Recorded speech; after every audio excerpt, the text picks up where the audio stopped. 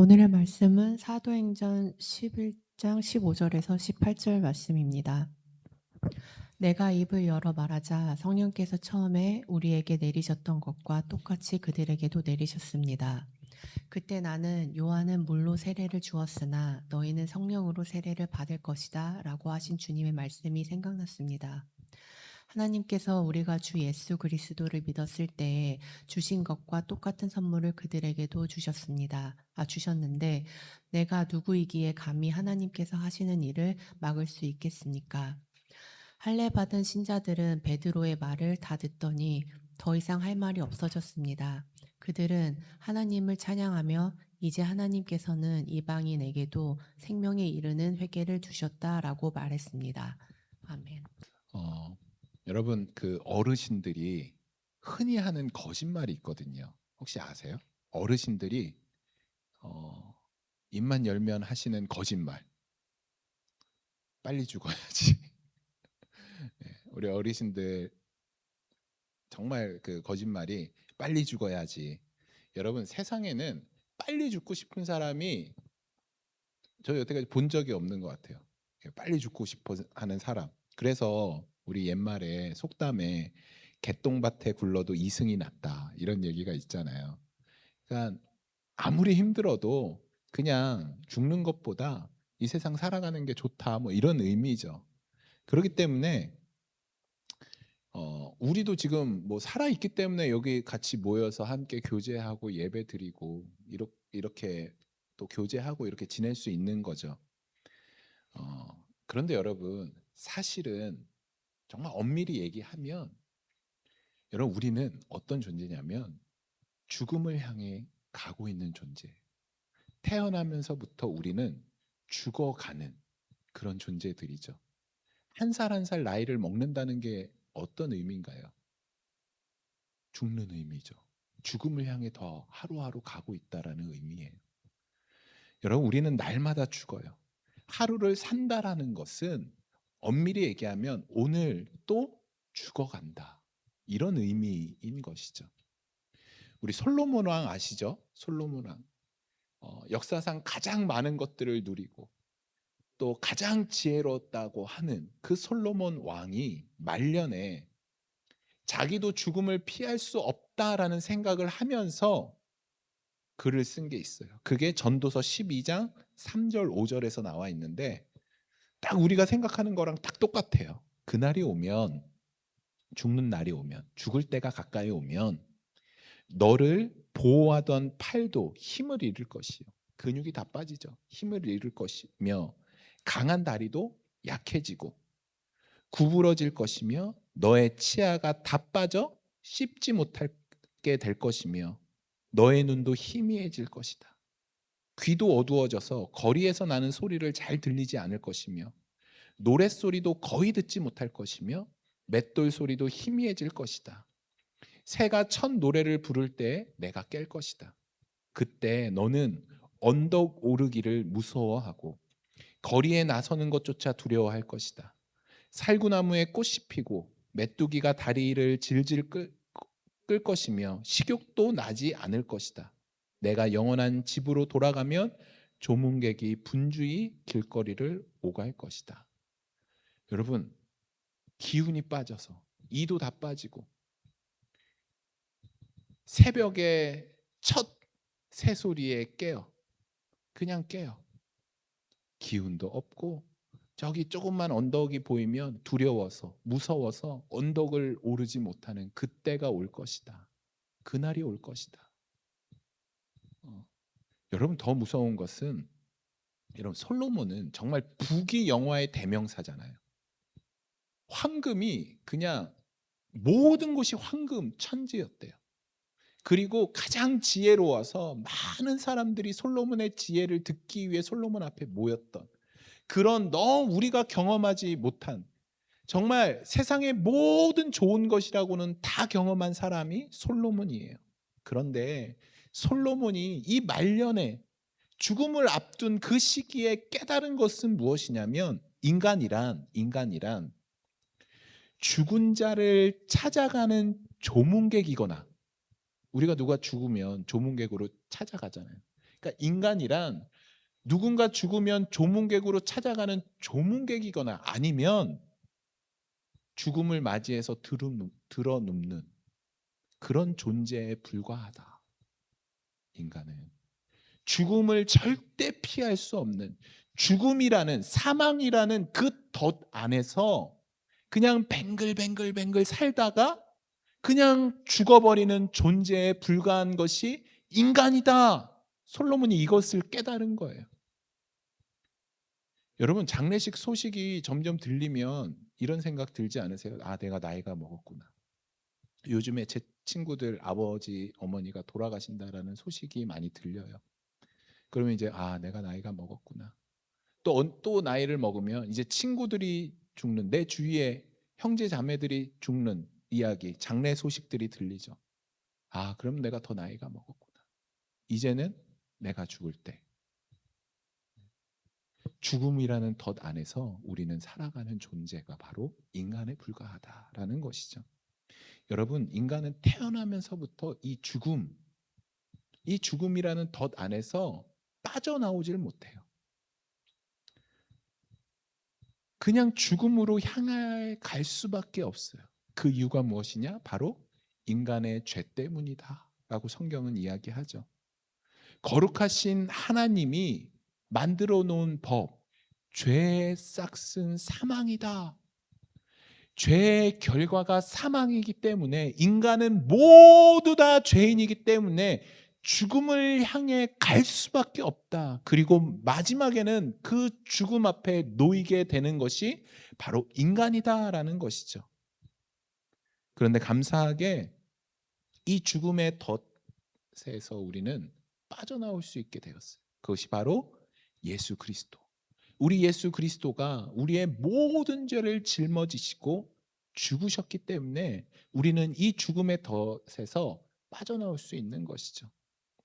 여러분, 인간의 죄를 대신해서 예수님이 십자가를 지시잖아요.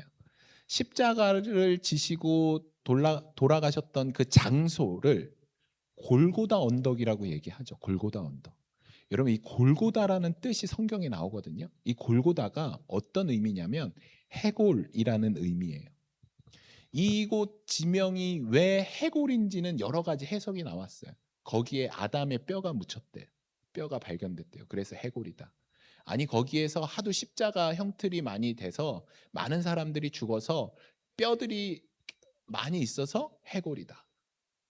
멀리서 보니까 그 골고다 언덕이 해골뼈처럼 생겨서 해골이다. 이런 뭐 여러 가지 의미가 있어요. 그런데 어, 여러분, 그런 여러 가지의 의미가 뭐 어떤 게 사실인지는 잘 모르겠지만 결국 골고다는 해골이라는 곳이래요. 그리고 이 십자가는 해골 위에 세워졌어요. 보시나요? 십자가는 해골 위에 세워진 것이에요. 여러분, 십자가가 해골 위에 세워져서 그 해골을 통해 그 십자가의 피가 흘러내려서 해골에 거기를 적시는 거예요. 뼈를 적시는 거예요. 그리고 거기에 흘러나와서 생명이 덧입혀지는 거예요.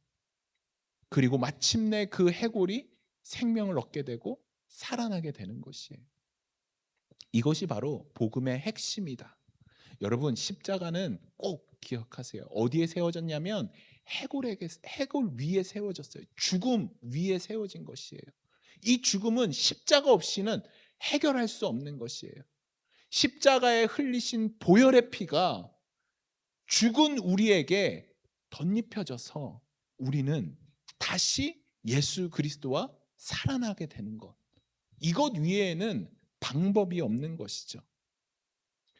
그래서 예수님이 요한복음 11장 25절 26절에서 이렇게 말씀하셨어요. 나는 부활이요 생명이다. 나를 믿는 사람은 설령 죽는다 해도 어떻게 된다? 살 것이다. 살아서 나를 믿는 사람은 그 누가 되었든 결코 어떻게 된다? 죽지 않을 것이다. 그리고 주님이 우리에게 말씀하시죠. 너희가 이것을 믿느냐? 믿느냐? 아멘 하셔야죠. 주님이 우리 질문하시는 거예요. 너희가 이것을 믿느냐? 아멘. 아멘. 믿습니다. 예수님은 당신의 죽음을 가리켜서 당신의 죽음을 통해서 너희가 다시 살아난다 말씀하시는 거예요. 죽음을 이기고 죽음의 덫을 깨트리는 이 죽음은 바로 생명이다. 예수 그리스도의 십자가의 죽음은 곧 생명이 된 거예요. 그래서 사도행전 20장 24절에서 이렇게 고백하죠. 사도 바울의 고백이에요. 그러나 나는 내 목숨을 아깝게 생각하지 않습니다. 예수께로부터 받은 사명 곧 사람들에게 하나님의 은혜의 복음을 전하는 일을 다 마칠 수만 있다면 말입니다. 여러분, 바울이 자기의 목숨을 아깝지 않다고 생각하는 이유가 무엇인가요? 바울이 무엇을 깨달았기 때문에? 바로 예수 그리스도가 생명인 것을 깨달았기 때문에 이 죽음, 나에게 있는 이 죽음 이제 두렵지 않아라고 생각하게 된 것이에요. 바울은 자기의 생명이 조금도 귀하지 않대요. 왜 귀하지 않을까요? 바울은 이 자기의 생명이 왜 귀하지 않을까요? 깨달은 거예요. 이 생명 거짓된 생명이에요. 죽음을 향해 가고 있는 것이에요. 그러니까 내 생명은 귀하지 않은 거예요. 무엇이 귀하냐면 예수 그리스도의 십자가를 통해서 다시 살게 되는 예수 그리스도를 통해 얻어지는 그 생명이 귀하기 때문에 죽음을 향해 가고 있는 이 생명은 귀하지 않다라는 거예요. 귀하지 않다라는 거. 왜냐하면 인간 모두 다 죽음을 향해 가고 있기 때문에. 그래서 사도 바울이 이것을 깨닫고 그 유명한 고백을 하는 거예요. 고린도 후서 4장 16절. 그러므로 나는 낙심하지 않습니다. 우리의 겉사람은 점점 뭐하나? 낡아지지만 우리의 속사람은 날로 어떻게 된다? 새로워진다. 바울이 이걸 깨닫고 이 고백을 하는 거예요. 나는 나의 겉사람은 죽음을 향해 가는 거지만 나의 속사람은 매일매일 새로워진다. 그러니까 나의 목숨은 전혀 귀하지 않다. 중요하지 않다. 진짜 생명을 얻을 수 있는 이 복음 전하는 것 외에 그 세상에 그 어떤 것도 무엇이 가치 있냐? 바울이 이렇게 고백하는 것이죠. 바울은 자기 육체가 쇠퇴하는 것에 대해서 전혀 낙심하지 않았어요. 자기의 육체가 해골로 가는 것, 죽음으로 가는 것, 하루하루 소멸해 가는 것, 그것과 반비례해서 자기 안의 이 심령은 예수 그리스도로 날마다 새롭게 되는 것을 경험했기 때문에 오늘 찬양에 가서 기억하시죠? 난 예수로 충만하네. 그 예수로 충만하기 때문에 내가 병들고 내가 아프고 내 몸이 그 솔로몬이 고백했던 것처럼 내 육신이 쇠퇴해져 가는 것, 낡아가는 것에 대해서 낙심하지 않는다라고 고백하는 것이죠. 여러분, 그러면 우리가 예수 그리스도 안에 있는 그 영원한 생명을 얻기 위해 어떻게 해야 될까요? 우리 다 정답 아시죠? 오늘 본문 속에 그 해답이 있어요. 오늘 본문에서 베드로가 가이사라 그 고넬료 집에, 이방인 집에 찾아가서 복음을 전하고 세례를 베풀잖아요.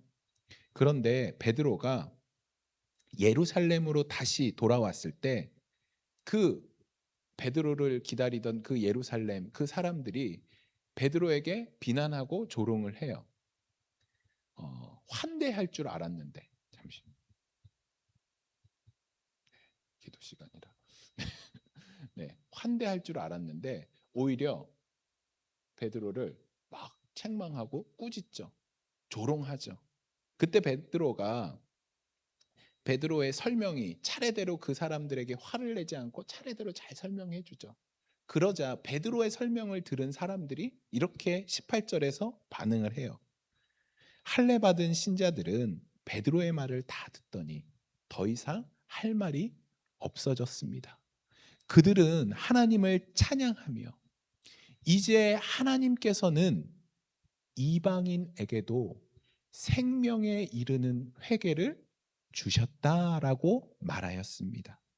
여러분, 베드로를 조롱하고 비난하던 그 말 대신 이들이 하나님께 영광을 돌려요. 베드로의 이야기를 듣고 하나님 앞에 영광을 돌려요. 그리고 이렇게 고백하는 거예요. 생명에 이르는, 이방인에게도 생명에 이르는 회개를 하게 하셨다 고백하는 거예요. 여러분, 우리는 여기서 해답을 얻을 수 있죠. 영원한 생명을 얻기 위해서 무엇을 해야 된다? 무엇을 해야 된다? 회개. 회개. 생명에 이르는 회개를 주셨다. 회개를 해야 된대요. 회개는 영원한 생명을 얻을 수 있는 관문이다라는 거예요. 관문이다. 여러분, 이 말씀을 더 정확히 직역하면 어떤 것이냐면, 생명에 이르는 회개를 더 원어적으로 직역을 하면 생명을 향한 회개, 생명을 향한 회개로 바꿀 수 있어요. 우리가 회개함으로 구원받죠. 여러분, 회개 안 하면 구원받지 못하죠. 네, 이런 이제 자꾸 제가 말하잖아요, 여러분. 네. 여러분, 회개해서 구원받나요? 회개해서 여러분 죄가 용서받나요? 아니라. 네, 화낼 뻔했어. 아니에요. 아니에요. 여러분, 정말 아니에요. 회개해서 용서받는 게 아니라 이미 용서받았어요. 이미 용서받았어요. 너희가 회개해야지 구원받는다. 성경에 그 어떤 그 말이 나와 있지 않아요. 구원받는 건 뭐죠? 예수 그리스도를 구주로 고백할 때 구원받아요. 그러면 이 말 뜻은 뭘까요? 생명에 이르는, 생명을 향한 회개는 무엇인가요? 구원받는 거, 회개와 구원은 상관없어요. 상관없어요. 그렇지만 예수 그리스도의 구원의 역사, 예수 그리스도가 우리가 구원해 준 것, 예수 그리스도를 구주로 고백하면 우리 안에 자연적으로, 당연하게, 그냥 이것은 연결된 줄이에요. 당연히 자연스럽게 나오는 행위가 무엇이냐면 회개예요. 내가 용서받고 주님 앞에, 주님은 나의 구주십니다. 주님, 나를 위해 십자가에 못 박혀 주신, 돌아가신 그 주님을 내가 믿습니다 고백하면 자연적으로 나오는 행위가 무엇이냐면 회개거든요. 그런데 이 회개는 생명을 향해 가요. 어떤 말이냐면, 여러분, 회개는 말이 아니에요. 주님 앞에 우리는 어떤 식으로 회개를 생각했냐면, 주님, 나 이 죄 용서해 주세요. 용서받는 것으로 회개를 생각했어요. 용서받는 것이 아니라고 말씀드렸죠. 회개는 무엇이냐면 나의 삶을 돌이키는 거예요. 본문에서 말하는 회개는 삶을 돌이키는 거예요. 지금까지 나의 시선이 세상을 향해 있었어요. 그런데 주님이 나의 생명이시고 주님으로 인해 내가 구원받았어 라는 것을 깨닫고 믿게 되면 나의 삶을 어디로 향하게 되냐면 생명이신 예수 그리스도를 향하게 되는 거예요. 회개는 말이 아니에요. 우리의 삶의 변화고 결단이에요. 여러분, 회개는 결단이에요. 결단. 하나님, 나 지금까지 세상을 바라봤는데 이제 주님 바라보겠어요. 그리고 그렇게 살아가는 인생이 바로 회개한 거예요. 회개. 여러분, 회개는 돌아서는 것, 방향을 바꾸는 것이에요. 말로만 회개하는 것, 주님 용서해 주세요가 아니에요. 죽음을 향해 가고 있는 것을 깨닫고 생명이신 예수 그리스도에게 나의 시선과 나의 마음과 나의 모든 것을 돌리는 이 모습이 회개라는 것이죠. 베드로와 바울이 위대해서 그 사도가 된 것이 아니에요. 베드로 무식한 어부였죠. 주님을 대적하던 사람이었죠. 그들에게 임하신 성령님, 그것을 믿고 베드로의 삶이 생명을 향해 바뀌었어요. 그리고 주님의 손에 그의 인생이 쓰임받게 돼요. 바울도 동일하죠. 주님을 대적하던 사람이에요. 그가 회개하고 삶을 돌이키자 하나님이 그의 삶을 붙들고 그의 삶을 주님의 사도로 사용하신 것이죠. 여러분 100년 전에 한국 교회가 태동했거든요. 처음 이제 막 생겨났어요. 100년 전에. 그때 한국 교회 안에 놀라운 역사가 일어나요. 우리는 그것을 대부흥 운동이라고 얘기해요. 여러분 그 한국 교회가 처음 태동하면서 막 엄청난 프로그램, 엄청난 뭐 행사, 막 이런 게 있었던 거가 아니에요. 이 부흥 운동 이것을 다른 말로 바꾸면 어떤 운동이었냐면 회개 운동이었어요. 막 뭐 큰 집회를 하고 그러는 게 아니라 그냥 예배 드리는데 사람들이 나와서 회개하기 시작했어요. 그래서 이 회개 운동이 1903년에 원산 감리교회에서 일어났는데 1907년 여러분 이 회개 운동이 무려 3년부터 7년까지 평양 장대원 교회 놀라운 회개 운동 그 회개 운동이 진짜 말 그대로 부흥이 됐어요. 부흥이 당시에 그리스도인들이 모여서 회개를 했거든요. 폭발적인 대부흥이 생겨났어요. 여러분, 이 정말 이 회개는 단순히 말로 하는 회개가 아니었어요. 이 당시에 조선 시대잖아요. 조선 시대. 이 사람들이 게으름, 거짓, 주색 잡기, 막 이런 잘못된 그런 모습들이 그런 문화가 우리 그 조선 시대 가운데 있었대요. 그런데 특히 또 이 당시엔 뭐가 있었냐면 노비도 있었죠.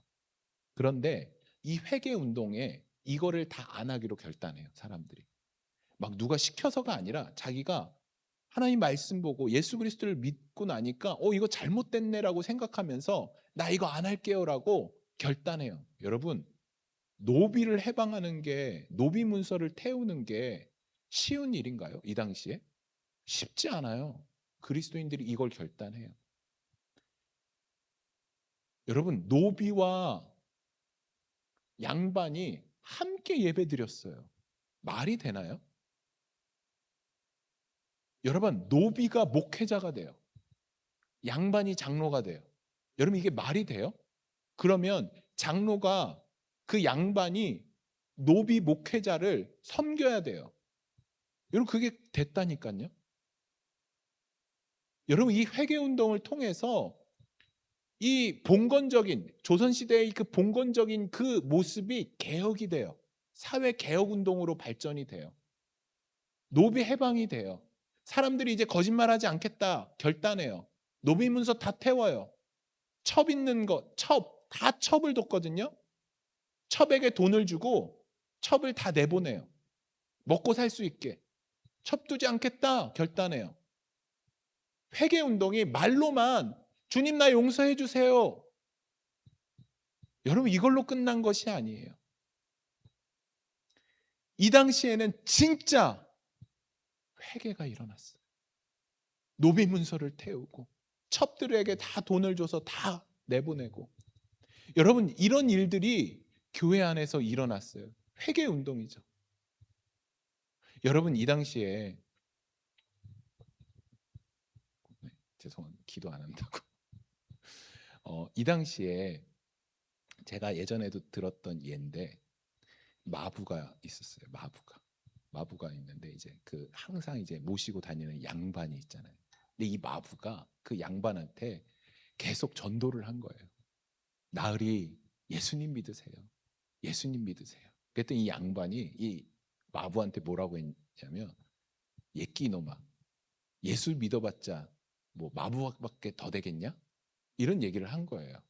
뭐 예수 믿으면 뭐 얼마나 복을 주길래 너는 왜 예수님 믿는데 마부밖에 안 됐냐? 네가 그렇게 섬기는 예수가 너는 마부밖에 안 시키든 이렇게 이제 핀잔을 준 거예요. 그 마부한테. 근데 마부가 가만 그 이야기를 듣다가 그 나리한테 이런 얘기를 하는 거예요. 나리 예수님을 믿는 거는 그런 게 아니에요. 예수님을 믿는 건 그게 아니라 예수님을 믿으면 저는 이 마부의 일을 더 잘하게 돼요. 예수님의 마음으로 이 마부일을 더 잘하게 됐죠.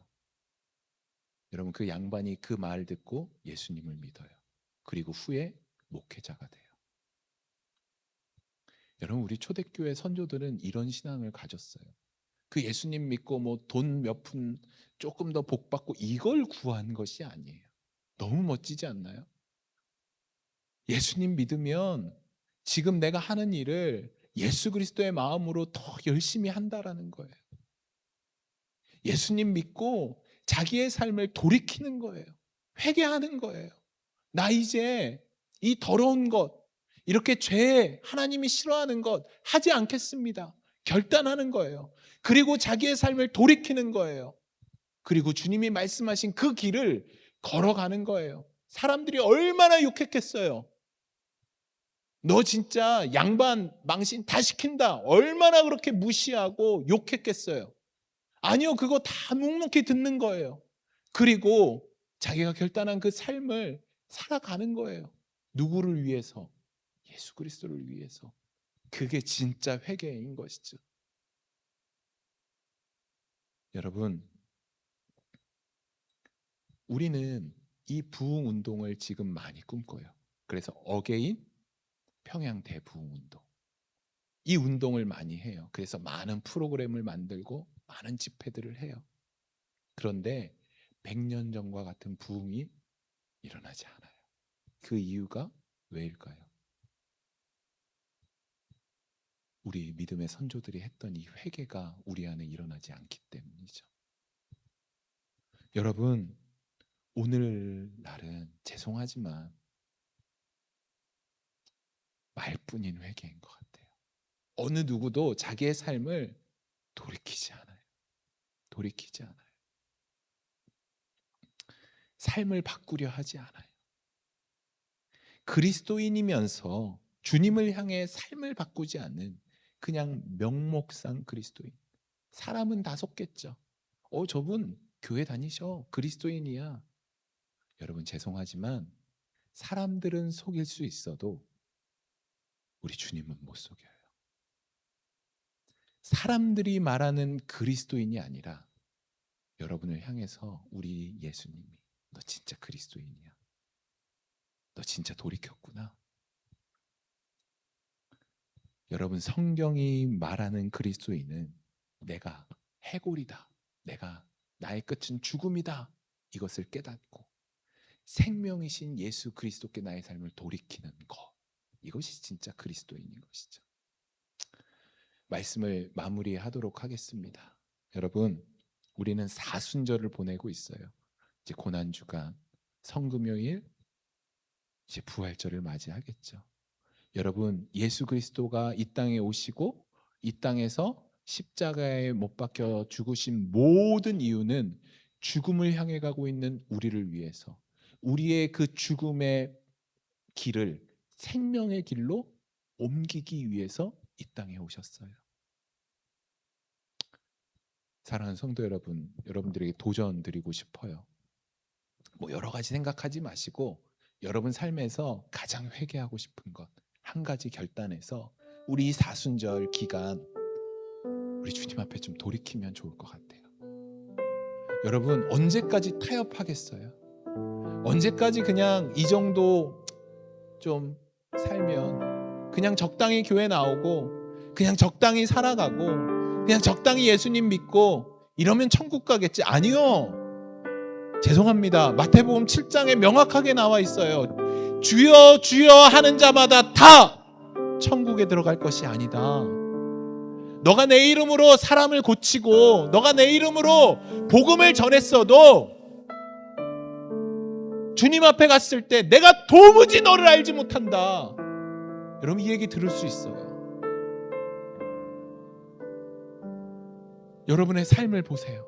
나 진짜 회개한 삶인가? 나 진짜 돌이킨 삶인가? 여러분, 회개하셔야 돼요. 돌이키셔야 돼요. 죽음을 향해 가고 있는 여러분의 삶을 생명으로 옮기시길 바랍니다. 여러분들의 시선을, 생명을 예수 그리스도를 향해 맞추고 주님, 제가 주님께로 향하겠습니다. 주님께로 나아가겠습니다. 고백하는, 결단하는 오늘 이 시간 되기를 소망합니다. 함께 기도하겠습니다. 하나님,